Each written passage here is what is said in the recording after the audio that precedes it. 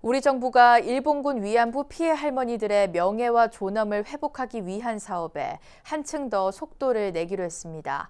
일본군 위안부 피해 자료들을 영문으로 번역해 세계 각지에 공개하고 피해 할머니들의 의견을 다양한 방식으로 국제사회에 알려 문제 해결에 적극 나선다는 계획입니다.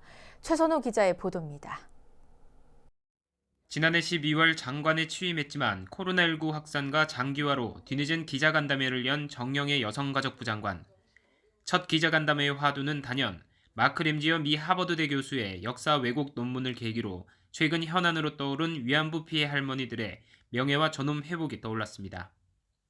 정 장관은 먼저 진실이 왜곡되고 있다며 위안부 문제는 국제사회가 이미 전시 성폭력과 인권 침해로 인정한 만큼 이를 올바르게 널리 알리는 데 힘쓰겠다고 밝혔습니다.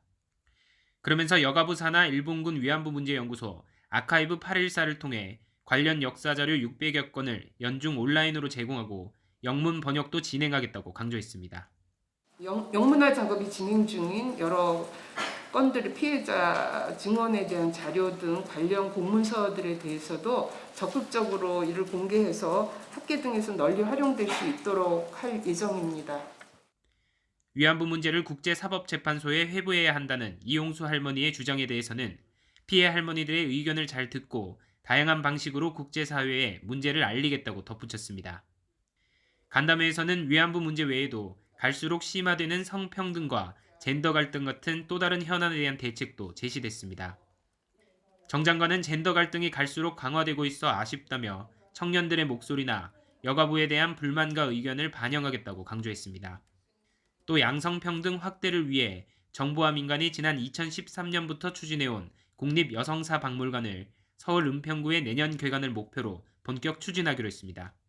다양한 그런 주제와 영역에 대해서 전시 공간을 마련하고 또 교육 연구 기능까지 함께 결합해서 모든 세대와 모든 가족들이 함께 즐기고 또 소통하고 화합할 수 있는 그런 복합문화 플랫폼으로 기능하도록 할 것입니다. 이와 함께 우리나라 최초의 유엔 여성 관련 기구인 유엔 위민 지식센터 설립에도 박차를 가합니다. 이 밖에도 정 장관은 최근 국회를 통과한 스토킹 방지법과 관련해 피해자 보호법이 동시에 마련되지 못한 측면이 있어 법적 근거 보완도 준비하고 있다고 설명했습니다.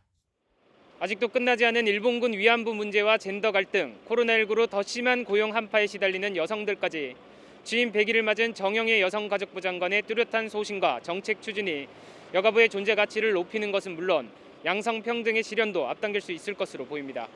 TBS 뉴스 최선호입니다.